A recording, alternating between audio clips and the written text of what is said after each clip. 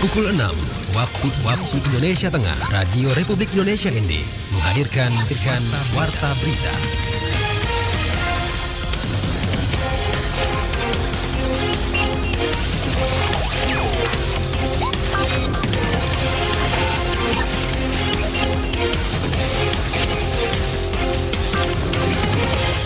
Selamat pagi saudara, Anda kembali mendengarkan Warta Berita Daerah edisi pagi ini Sabtu 26 Agustus 2023. Sari Berita.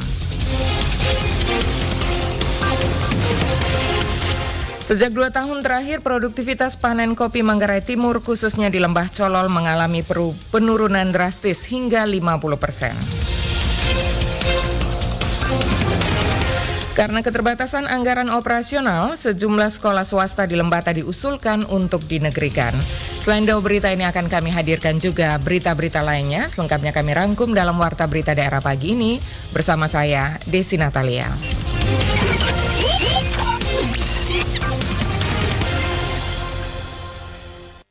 Saudara, kita mulai berita pertama. Sejak 2 tahun terakhir, produktivitas panen kopi Manggarai Timur khususnya di Lembah Colol mengalami penurunan drastis hingga 50%. Padahal kualitas dan cita rasa kopinya sudah tidak diragukan lagi dan sudah dikenal di seluruh wilayah Indonesia hingga ke luar negeri. Laporan selengkapnya disampaikan Veranda Garus.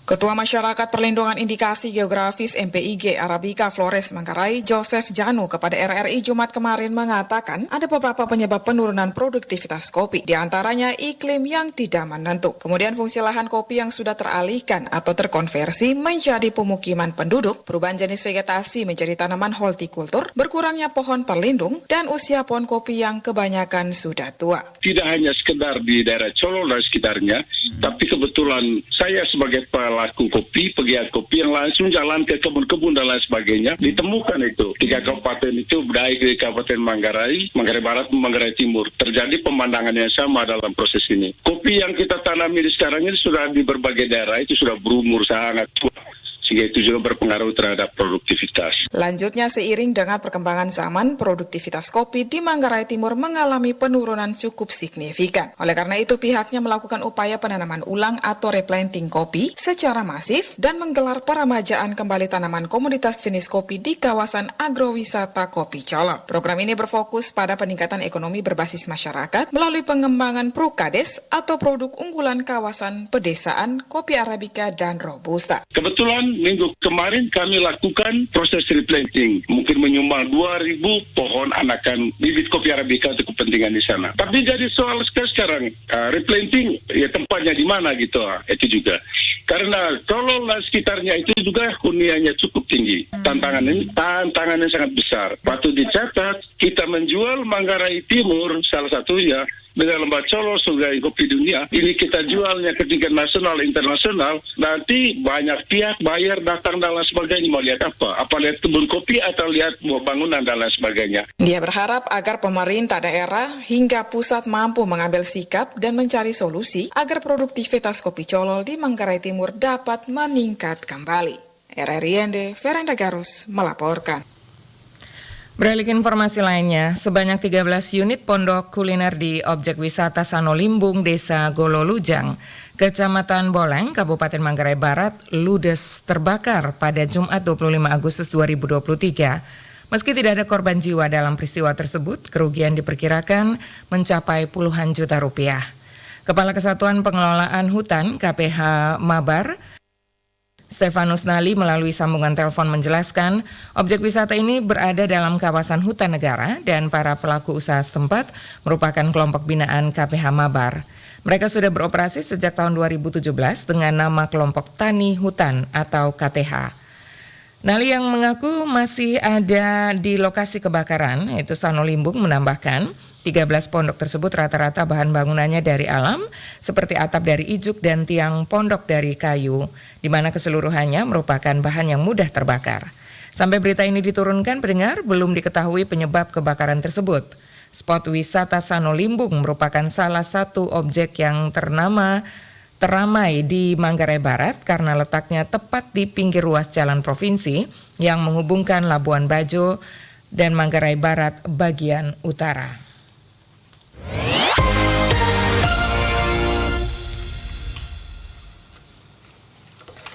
Untuk mendorong pertumbuhan UMKM di daerah wisata super prioritas Labuan Bajo, Komisi 9 DPR RI komit mendukung ketersediaan anggaran yang akan membiayai pembentukan dan pengelolaan Balai Latihan Kerja atau BLK. Laporan selengkapnya disampaikan Rosa Dalima.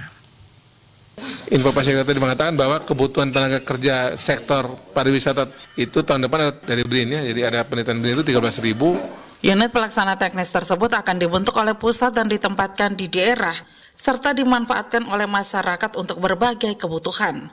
Demikian disampaikan anggota DPR RI Melki Lakalena ketika memantau secara langsung pengelolaan BLK Komunitas Santa Yosefa yang merupakan salah satu BLK sasaran bantuan dan mitra pemerintah di Labuan Bajo. Dikatakan Melki Lakalena BLK yang akan dibentuk tersebut kapasitasnya lebih besar dan lebih lengkap untuk melatih SDM di daerah dalam berbagai bentuk keterampilan yang dibutuhkan oleh pasar pariwisata super prioritas Labuan Bajo. Keseluruhan biaya pengelolaannya bersumber dari anggaran pusat sehingga akan sangat bagus ke depannya dalam membantu pemerintah daerah. Kami dulu tuh pernah kunjungan ke sini, Komisi 9 resmi ya, lengkap, ada Ibu Ketua juga, saya juga hadir di situ. Kami sudah komitmen dengan Pemda Manggarai Barat untuk membantu BLK yang lebih besar dibanding yang ini. Jadi itu Balai Latihan Kerja yang itu dimiliki pusat tapi ditempatkan ke daerah. Nah itu ada namanya unit pelaksana teknis macam begitu yang dibuat oleh pusat, ditempatkan ke daerah, manfaat bisa kita pakai di daerah dan berbagai kebutuhan kita, tapi pengelolaannya itu anggaran dari pusat. Nah itu kan bagus banget sebenarnya. Saat ini lanjut Melki Lakalena, seluruh persiapannya sedang dilakukan oleh Pemkab Mabar melalui Dinas Tenaga Kerja, Transmigrasi, Koperasi, dan UMKM. Pihaknya akan mendorong ke kementerian terkait untuk bisa dipercepat realisasinya, mengingat kebutuhan tenaga kerja terampil di Labuan Bajo sangat tinggi. Melki kemukakan berdasarkan informasi dari Sekda Manggarai Barat, kebutuhan tenaga kerja terampil di sektor pariwisata di Labuan Bajo tahun depan mencapai 13.000 lebih orang. Jika daerah bisa menyiapkan setengah saja dari jumlah yang dibutuhkan tersebut, akan sangat baik untuk peningkatan ekonomi masyarakat dan menekan angka pengangguran.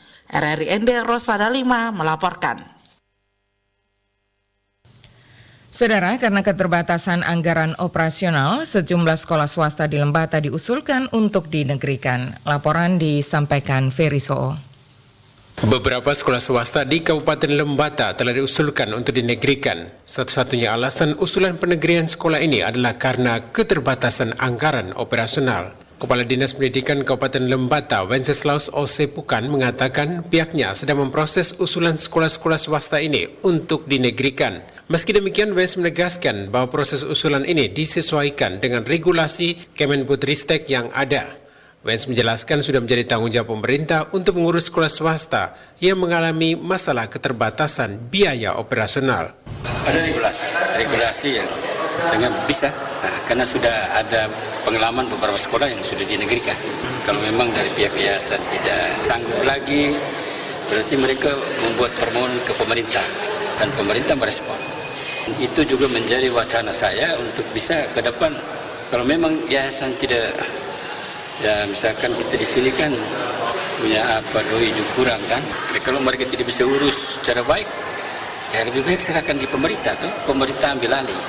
Sementara terhadap rekomendasi Uskup Larantuka, Monsinyur Franciscus Kopongkung untuk menegrikan SDK Nuba Lamatuka, Kadis Wens menegaskan pihaknya akan menindaklanjutinya dan tetap menegrikan SDK Nuba Lamatuka sesuai rekomendasi Uskup. Menurut Wens, pihaknya tetap dan hanya mengikuti rekomendasi yang dikeluarkan Uskup Franciscus Kopongkung, sehingga kalau ada upaya lain di luar petunjuk Uskup Larantuka, maka dengan sendirinya tidak berlaku.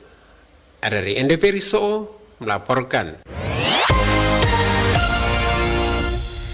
Antisipasi dampak El Nino memasuki musim kemarau kering berkepanjangan, Dinas Pertanian Kabupaten Sika menghimbau agar pertanian di wilayahnya perlu membuat bak penampung sebagai cadangan untuk menghemat air. Suimam berikut melaporkan. Kepala Dinas Pertanian Kabupaten Sika, Yohanes Emil Satriawan, SPMSI kepada RRI, Jumat 25 Agustus 2023 mengatakan El Nino adalah fenomena alam yang dapat memiliki dampak signifikan terhadap sektor pertanian, sehingga ini menjadi tantangan besar karena dapat mengganggu pola cuaca yang berdampak pada produksi pertanian dan kesejahteraan petani. Dijelaskan, mengantisipasi hal tersebut, pihaknya langsung terjun ke lapangan untuk melakukan pemantauan dan pemahaman kepada para petani agar dapat mengambil langkah-langkah pencegahan dan penyesuaian yang tepat untuk mengurangi dampaknya, yaitu dengan melakukan pengeboran air di lahannya agar bisa menampung dan menghemat air. Jadi petani atau kelompok ini mereka bor sumur air, lalu di situ diupayakan juga harus ada bangunan air pendukung. Misalnya harus ada saluran yang permanen sehingga air ini tidak terbuang percuma. Lalu sambil menunggu itu bisa juga mereka menggunakan pipanisasi, nanti dialirkan ke bak penampung atau reservoir ini. Itu bisa mereka pakai profil tank karena anggarannya juga kan terbatas. Tujuan utamanya itu untuk memaksimalkan pemanfaatan air digunakan untuk di lahan-lahan sawah atau ke lahan-lahan horti mereka ini. Menurutnya, ancaman El Nino diperkirakan akan mencapai puncaknya pada bulan September hingga Oktober 2023. Fenomena ini diprediksi akan berintensitas lemah hingga moderat dan dapat berdampak pada ketersediaan air serta produktivitas pangan yang pada gilirannya dapat mempengaruhi ketahanan pangan. Terkait dengan bagaimana kita menghadapi dampak dari El Nino ini fenomena alam. Tentunya pemanfaatan air itu juga ya boleh dibilang kita harus tidak boleh boros ya. Di sini mereka artinya membor air, lalu airnya ini juga harus ada semacam bak penampung sehingga kan air ini kita bisa irit. Karena kalau kita tidak menghemat pemakaian air, maka selanjutnya apalagi ini kan debit air ini karena musim panas El Nino ini bisa jadi debit airnya akan turun. Oleh karena itu selagi kita masih bisa memperoleh debit air yang bagus, kita harus lebih banyak menampung air. Ia melanjutkan, pihaknya berharap agar para petani untuk selalu menghemat air, kemudian jaga jangan sampai terjadi kebakaran hutan dan lahan karhutla, sehingga perlu dijaga bersama karena pemerintah tidak bisa berjalan sendiri tanpa dukungan dari masyarakat, khususnya petani. Anda sedang mendengarkan Warta Berita RRI ND. Mahasiswa di ND melakukan seleksi tes wawancara untuk menerima beasiswa KIP kuliah melalui jalur aspirasi anggota DPR RI. Laporan disampaikan Rovinus Wula. Kartu Indonesia Pintar atau KIP Kuliah adalah salah satu program pemerintah di bidang pendidikan untuk membantu biaya pendidikan yang diberikan oleh pemerintah bagi mahasiswa. Dr. Andreas Hugo Pereira, anggota DPR Komisi 10, mengatakan program KIP Kuliah merupakan bentuk keseriusan dari pemerintah untuk memperluas akses pendidikan tinggi terutama bagi calon mahasiswa dari keluarga kurang mampu sehingga tidak ada alasan lagi bagi anak yang berprestasi namun tidak mampu secara ekonomi untuk tidak melanjutkan ke jenjang pendidikan tinggi. Hugo Pereira menjelaskan, KIP Kuliah Aspirasi merupakan program pemerintah melalui Kementerian Pendidikan dan Kebudayaan untuk calon mahasiswa yang memiliki komitmen untuk melanjutkan pendidikan di perguruan tinggi. Untuk menjadi penerima beasiswa KIP Kuliah Aspirasi harus melalui proses dengan berbagai kriteria yang harus dipenuhi calon mahasiswa penerima beasiswa KIP Kuliah. KIP Kuliah Aspirasi menjaring calon mahasiswa yang benar-benar serius mempunyai motivasi untuk kuliah dan mandiri, kemudian mengurus administrasi, selanjutnya dipanggil melakukan seleksi tes wawancara untuk mengetahui keseriusan calon mahasiswa untuk melanjutkan pendidikan di perguruan tinggi. Hari ini hari ketiga kami melakukan seleksi wawancara untuk calon penerima KIP Kuliah Aspirasi. KIP Kuliah Aspirasi ini program dari Kementerian Pendidikan dan Kebudayaan untuk calon-calon mahasiswa yang dulu namanya bidik misi, sekarang ya KIP Kuliah. Ada KIP Kuliah reguler yang langsung ke kampus, tapi ada KIP Kuliah Aspirasi yang kami sebagai anggota DPR Komisi 10 kita memperoleh kuota untuk melakukan seleksi terhadap anak-anak mahasiswa, calon mahasiswa yang dari daerah pemilihan. daerah pemilihan untuk kemudian diusulkan ke Kementerian Pendidikan dan Kebudayaan untuk menjadi penerima beasiswa kuliah.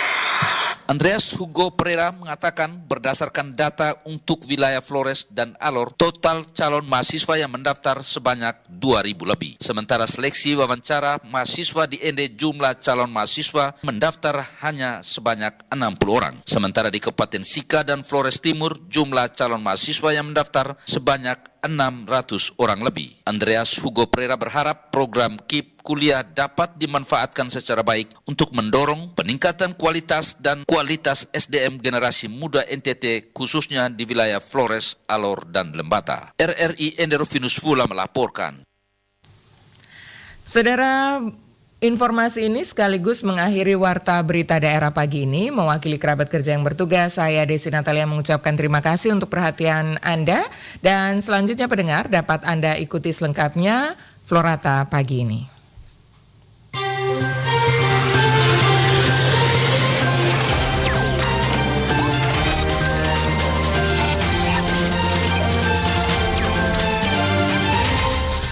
Terima kasih Anda telah mengikuti Warta Berita RRI ND.